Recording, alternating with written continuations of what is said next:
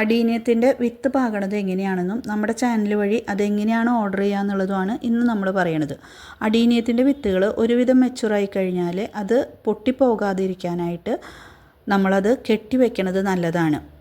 അപ്പോൾ അത് നമ്മളൊരുവിധം മെച്ചുറായതിന് ശേഷം വേണം കെട്ടിവെക്കാനായിട്ട്. കെട്ടിവെച്ച് കഴിഞ്ഞാൽ അത് നല്ലോണം ഡ്രൈ ആയതിന് ശേഷം വേണം നമ്മളത് പൊട്ടിച്ചെടുത്ത് പാകാനായിട്ട് ഞാനിവിടെ മണലും ചകിരിച്ചോറും ചേർന്നിട്ടുള്ള ചകിരി കമ്പോസ്റ്റ് ചേർന്നിട്ടുള്ള പൊട്ടി മിക്സാണ് ഉപയോഗിക്കുന്നത്. ഈക്വൽ എമൗണ്ടിലാണ് രണ്ടും ഉപയോഗിച്ചിട്ടുള്ളത്.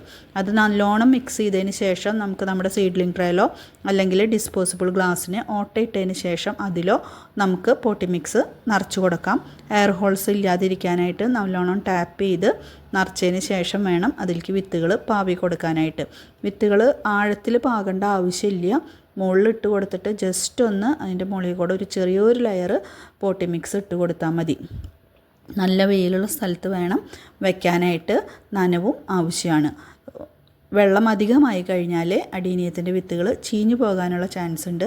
അതുപോലെ തന്നെ ഉറുമ്പിൻ്റെ ശല്യം ഉണ്ടെങ്കിൽ അതും വിത്തുകൾ നശിപ്പിക്കാനുള്ള സാധ്യത കൂടുതലാണ്. അപ്പോൾ ഈ രണ്ട് കാര്യങ്ങളാണ് മെയിനായിട്ടും അടീനിയത്തിൻ്റെ വിത്ത് പാകുമ്പോൾ ശ്രദ്ധിക്കാനായിട്ടുള്ളത്. അപ്പോൾ ആ പണി അവിടെ ബാക്ക്ഗ്രൗണ്ടിൽ നടക്കട്ടെ.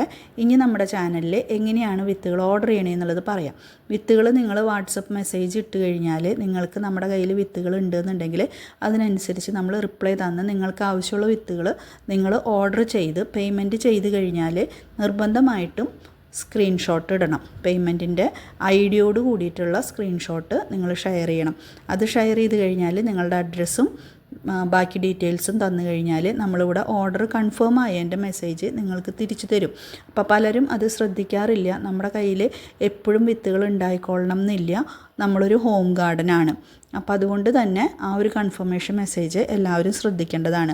വിത്തുകൾ കൺഫേം ആയി കഴിഞ്ഞാൽ ഓർഡർ കൺഫേം ആയി കഴിഞ്ഞാൽ നെക്സ്റ്റ് നമ്മൾ എന്നാണോ പാഴ്സൽ ചെയ്യണത് അല്ലെങ്കിൽ പോസ്റ്റ് ചെയ്യണത് ആ ദിവസം നിങ്ങൾക്ക് പോസ്റ്റ് ചെയ്യുന്നതിൻ്റെ ഫോട്ടോസ് നിങ്ങൾക്ക് അയച്ചു തരും. പോസ്റ്റ് ചെയ്യണതിൻ്റെ ഫോട്ടോ എന്ന് പറഞ്ഞാൽ നിങ്ങളുടെ അഡ്രസ്സ് എഴുതിയ കവറിൻ്റെ ഫോട്ടോയും നിങ്ങൾക്ക് തരുന്ന വിത്തുകളുടെ ഫോട്ടോയും നിങ്ങൾക്ക് അയച്ചു തരും. അപ്പോൾ അഡ്രസ്സിൽ കവറിൽ എന്തെങ്കിലും അഡ്രസ്സ് എഴുതി കവറുമ്പോൾ എന്തെങ്കിലും മിസ്റ്റേക്സ് ഉണ്ടെങ്കിൽ നിങ്ങളത് മെൻഷൻ ചെയ്യേണ്ടതാണ്.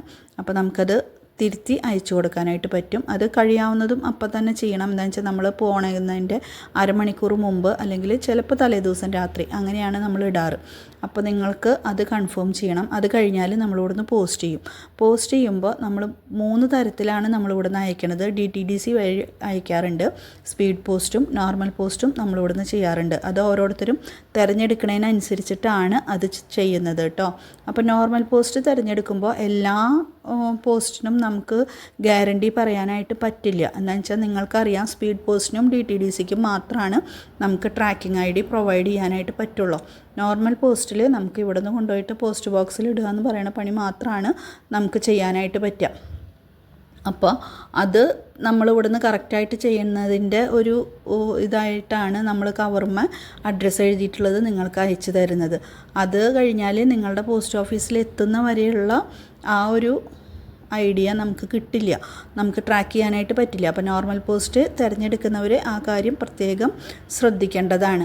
അപ്പോൾ നിങ്ങൾക്ക് നിർബന്ധമായിട്ടും വിത്തുകൾ കിട്ടണം എന്നുള്ളവരാണെങ്കിൽ DTDCയോ സ്പീഡ് പോസ്റ്റോ തിരഞ്ഞെടുക്കാനായിട്ട് ശ്രമിക്കുക. ഇനി അതെല്ലാം നോർമൽ പോസ്റ്റിൽ ചെയ്യുന്നവരാണെങ്കിൽ അതിൻ്റെ റെസ്പോൺസിബിലിറ്റി നിങ്ങൾ തിരഞ്ഞെടുക്കുന്നവർക്ക് തന്നെയായിരിക്കും അതിൽ നമുക്ക് ട്രാക്കിംഗ് ഐഡിയോ അല്ലെങ്കിൽ അതുപോലെയുള്ള ബാക്കി കാര്യങ്ങളൊന്നും നമുക്ക് പ്രൊവൈഡ് ചെയ്യാനായിട്ട് സാധ്യമല്ല. അതുകൊണ്ടാണ് അത് പ്രത്യേകം എടുത്തു പറയണം. പലർക്കും ആ ഒരു കൺഫ്യൂഷൻ ഉണ്ടാവുന്നുണ്ട്.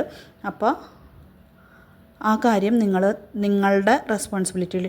അതുപോലെ തന്നെ വിത്തുകൾ കിട്ടിക്കഴിഞ്ഞാൽ 90% ആൾക്കാരും കിട്ടിയെന്നുള്ള മെസ്സേജ് ഇടാറില്ല. പക്ഷേ ചിലവരൊക്കെ ഇടാറുണ്ട് അപ്പോൾ നമുക്കതൊരു സന്തോഷമാണ്.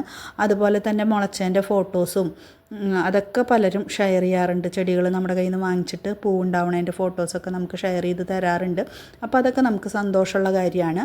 അപ്പോൾ സാധിക്കാവുന്നവരൊക്കെ കിട്ടിക്കഴിഞ്ഞാൽ കിട്ടി എന്നുള്ളൊരു മെസ്സേജ് ഇടാനും അതുപോലെ തന്നെ വിത്തുകളൊക്കെ മുളച്ചോ മുളച്ചില്ലേ എന്നുള്ളതൊക്കെ പറയാനൊക്കെ ആയിട്ടുള്ളൊരു സമയം കൂടി കണ്ടെത്തിയാൽ നമുക്കതൊക്കെ സന്തോഷമുള്ള കാര്യങ്ങളാണ്.